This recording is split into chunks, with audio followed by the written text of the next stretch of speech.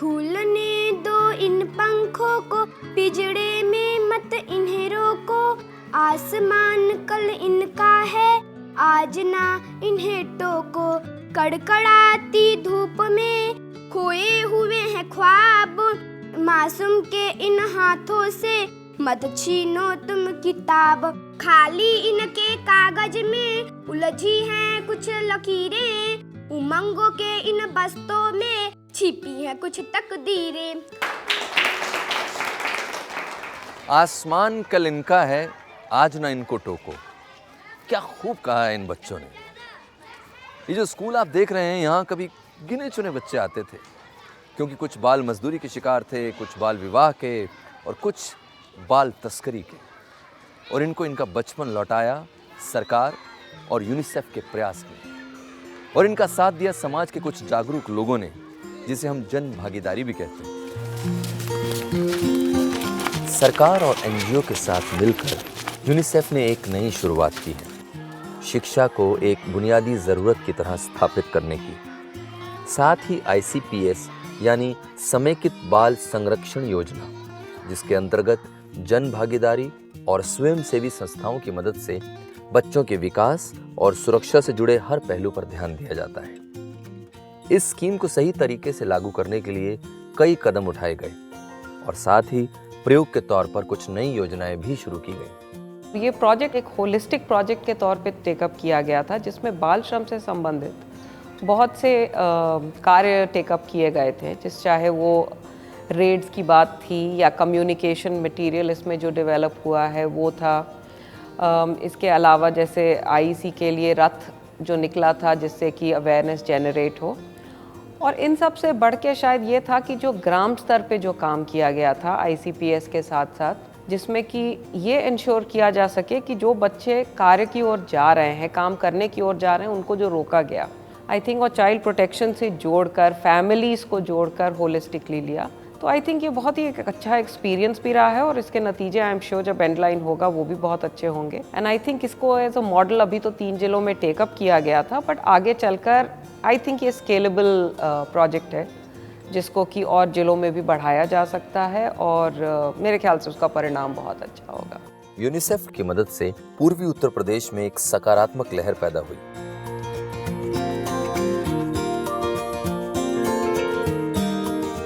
जहां पहले 2010-11 में केवल 13% बच्चे स्कूल जाते थे, आज यह आंकड़ा 59% तक पहुंच गया है।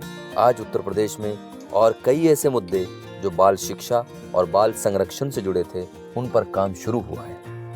आज जरूरत है पूरे भारत में इन योजनाओं को एक मॉडल की तरह पेश करने की, और साथ ही इन्हें और राज्यों में भी शुरू करने की।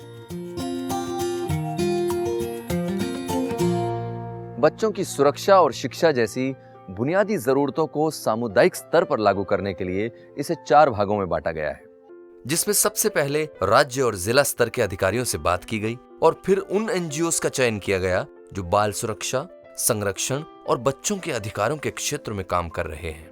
उसके बाद विभिन्न समुदायों को बाल सुरक्षा और संरक्षण के कार्यक्रम से जोड़ा गया, जो गांव के स्तर पर बच्चों को उनके बुनियादी अधिकार दिला सकें, और शिक्षा और स्वास्थ्य संबंधी बातों पर भी खास ध्यान दिया गया।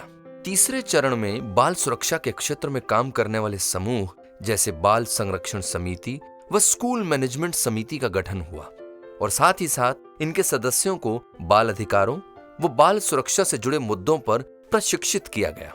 चौथे चरण में ऐसे मुद्दों को खोजा गया जो बाल सुरक्षा और संरक्षण के कार्यक्रम को सार्थकता दे सके, जैसे बाल मजदूरी, बाल तस्करी। ऐसा ही एक मुद्दा था सोनभद्र जिले के सलखान गांव का।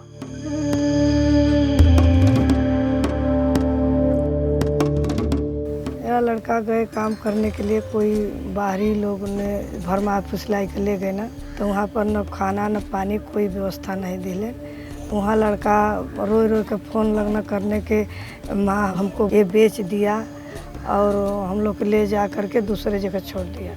हम लोग रोने पीटने लगे कि हमारे लड़का कैसे आएंगे। तो वो यहाँ पर ही मीटिंग, सीपीसी का मीटिंग हो रही थी, तो ये जब सुने कि हमारे लड़का ऐसे घटना हुआ है हमारे लड़के के साथ, तो हम लोगों ने इस कमेटी को आगाह किए अगर अन्याय किया गया वो ठेकेदार ने या बिचौलिया ने, तो उसके प्रति ये आपका सही ढंग से जो कानूनी प्रक्रिया है उसको पूरा की जाएगी और जो भी उसका हर्जा खर्चा होगा उनसे वसूल किया जाएगा। बच्चों के संबंध में जो समेकित बाल संरक्षण योजना चल रही है, जिसमें करीब 1725 विलेज चाइल्ड प्रोटेक्शन कमेटी जिला मिर्ज़ापुर में बनी है। डिस्ट्रिक्ट लेवल पे डीसीपीसी बनी हुई है, जिसकी बैठकें होती हैं और उसमें यूनिसेफ का बहुत अच्छा सहयोग हमको प्राप्त हुआ है और सभी लोग बहुत ज़्यादा इंटरेस्ट के साथ इन सीपीसी की बैठक में पार्टिसिपेट कर रहे हैं, जो कि पहले आज से 2 साल पहले या 3 साल पहले हम नहीं देख पा रहे थे। इसके अलावा ज़िले लेवल पे ट्रेनिंग प्रोग्राम्स हुए हैं, जिसमें एनजीओ पार्टनर्स जो थे वो भी आए, डिस्ट्रिक्ट लेवल ऑफिसर्स आए और लखनऊ से भी कुछ लोग आए थे, पदाधिकारी लोग। तो बहुत अच्छा ट्रेनिंग प्रोग्राम भी हुआ है। इसके अलावा एडॉप्शन के केसेस में भी यूनिसेफ का बड़ा अच्छा सहयोग अवेयरनेस जनरेशन के संबंध में प्राप्त हुआ है।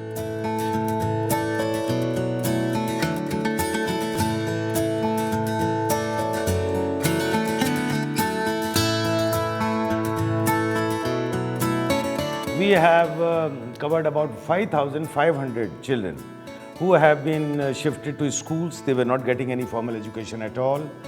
And the change which is occurring in these deeper, remoter areas is the writing on the wall.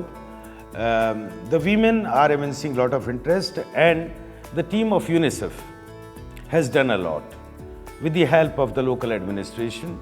From time to time, they have come to this district. The teams have visited these areas, identified the social stratification conducive to this kind of a maneuver, endeavor, and we look forward to kind of doing a lot in the years to come.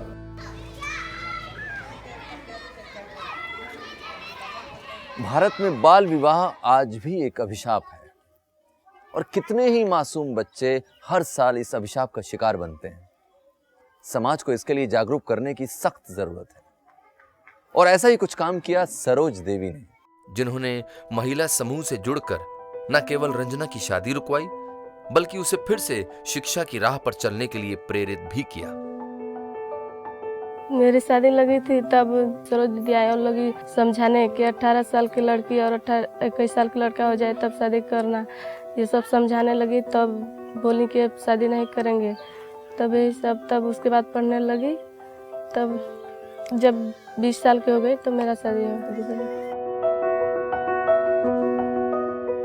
जब बैठक हुआ, बैठक में पता चला कि शांति देवी अपनी बच्ची का शादी करने के बारे में सोच रही हैं और बातचीत कर रही हैं। तो जब पता चला मुझे तो मैं उनके घर पे गई। फिर हमने कहा कि देखिए, अगर आपको अपनी बेटी से इतना अगर मोह है और आपका अधिकार जब तक है जब तक आपकी बेटी आपके घर में है, अगर आप दूसरे के घर में शादी कर देंगे तो उसी दिन आपके बच्चे से आपका अधिकार छूट जाएगा। आप चाह के भी उसको पढ़ा नहीं सकते।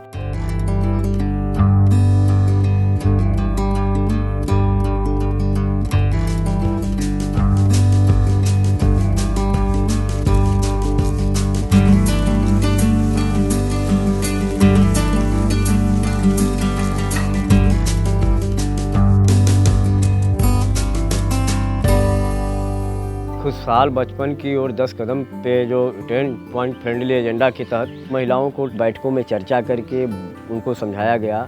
फिर उनको समझाने के बाद उनकी प्रचार प्रसार गांव में कैसे हो, तो उनके लिए 5-5 जो सदस्यों का उन्होंने चयन किया। 5-5 घरों में उसी बेस को लेकर के अपना जाती थी और अपनी बात को वहाँ पे रखती थी। फिर 5-5 घरों के जो थे उनको भी दायित्व सौंपा गया कि 5-5 घर आप लोग भी बताइए, अगर आपको जानकारी मिली है तो आते जाते रास्ते में जो भी घर पड़ते हों उनमें 5 घर आप भी बताइए।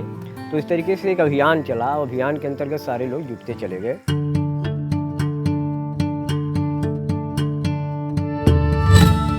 गांव में किसी का बच्चा पैदा हुआ है, लड़का या लड़की, तो उनको जाइए सेक्रेटरी के पास, प्रधान के पास, उनका पंजीकरण करवा दीजिए। पहले तो जब बच्चा जन्म लेता है तो उसके पहले ही महीने जो बुधवार पड़ता है तो पहले तो BCG का सुई लगवाए बच्चे को। आयरन का गोली 100 ठे गर्भवती महिला के खिलाओ, जिसमें उनका शरीर स्वस्थ रहे और बच्चा भी अच्छा रहे। छोटा बच्चा जब पैदा होता था माँ का दूध पिलाया जाता, पहला दूध। बच्चा 3 साल का हो जाए तो उनके स्कूल भेजा, पढ़ाई जाए लिखाई जाए। 18 साल की लड़की जब तक नहीं हो रही है तब तक उनका शादी कानूनन जुर्म है। हाइड्रोजन नमक खाए से गला घोट की बीमारी होना ही बच्चा स्वस्थ होते, लंबाई होता। घरे के साफ सफाई, अब पानी ऊपर धरे ढाक के धरे, जिन्हें साफ सफाई से गदेला परिवार सब पिए। एड्स एक जानलेवा बीमारी है।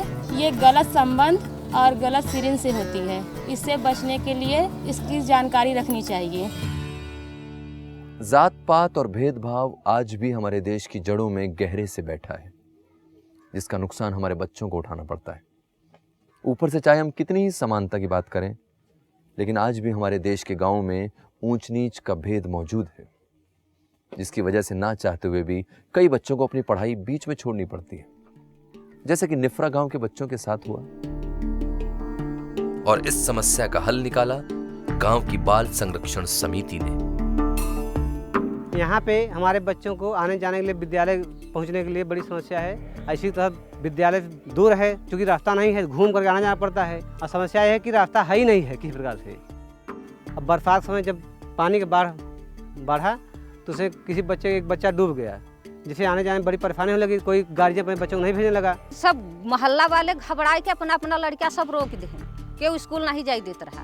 तो समूह वाले सब मिल के सबके समझाएं बताएं कि हम लोग जिम्मेदारी लेते हैं लड़का स्कूल ले जाए के पहुँचावे के, और जब वहाँ से छुट्टी होए तो एक सदस्य जाए के वहाँ से स्कूल से घरे से ले आए के सबके पहुँचावत थी। तब बस्ती वाले स्कूल लड़का भेजे लगे, नहीं लड़का बिल्कुल अनपढ़ रह जाते।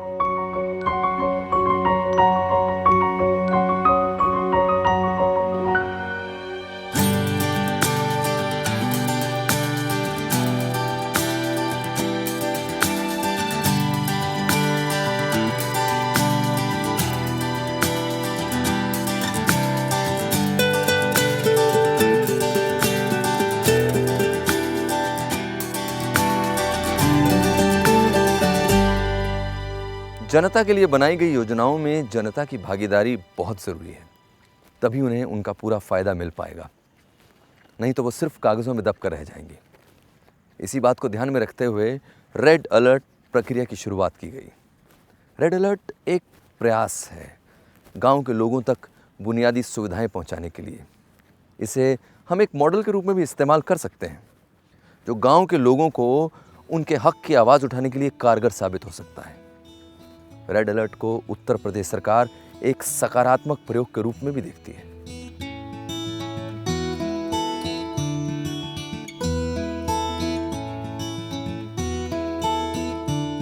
पंचायत समुदाय में जो व्यवस्थाएं हैं उसमें सेवा प्रदाताओं द्वारा कोई यदि बाधा आता है तो गांव के लोग ग्राम प्रधान से मिलकर के उस बाधा को कैसे दूर करें, इस रेड अलर्ट का मूल भाव यही है। तो ग्राम पंचायत के स्तर की जितनी भी समस्याएं हैं उन समस्याओं के निदान के लिए सारे लोग महीने में एक बार इकट्ठा होकर के एक बैठक किया करते हैं। प्रधान जो भी जिम्मेदार पर्सन है उसका जवाबदेही बन जाता है कि आप इस समस्या को कितने समय में दूर कर देंगे, तो वह फिर उतने समय में उस कार्य को कर देता है। और ब्लॉक से एक यहाँ पर कैंप लगवा दिया गया हमारे गांव में, और जो कि रेड अलर्ट विभाग के माध्यम से ही संभव हो पाया। और इससे कैंप से हम लोग लगभग 97-98 बच्चों का जन्म प्रमाण पत्र एक दिन वितरण करवाने में सफलता प्राप्त किए।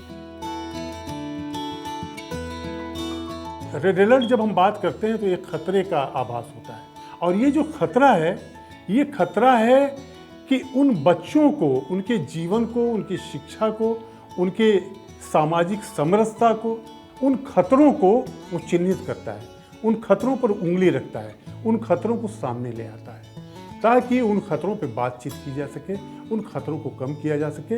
हम लोगों ने इन 3 जनपदों में इसको बड़े विशद रूप से चलाया। इसका एक बहुत अच्छा फायदा ये रहा कि सेवाएं समय से मिलने लगी। सेवा प्रदाता ये जान गया कि कहाँ से क्या चीज़ लीकेज है, उसकी उसने व्यवस्था की।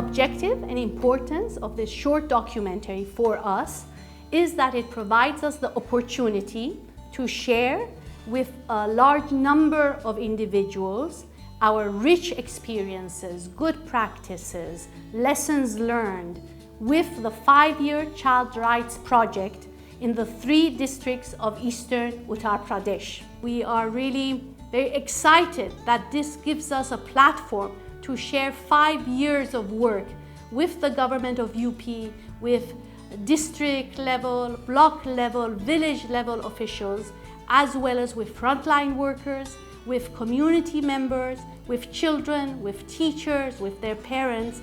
So a great number of stakeholders have come together with the support of also our NGO partners. Seemingly, it would not have been possible to do this without the full support and the faith that IKEA Foundation has trusted in UNICEF. We really sincerely hope that this documentary will be used not only in Uttar Pradesh but even in other states of India by all those who want to see a better future for the children of India when it comes to the fulfillment of their child rights and their better child protection. जाग उठेगा देश हमारा, हर घर में उजियारी होगी, हर बच्चा जब शिक्षित होगा, चेहरों पर खुशहाली होगी, बचपन खुलकर खेलेगा और ना भय की बात होगी, हर सपना साकार होगा और ना डर की रात होगी।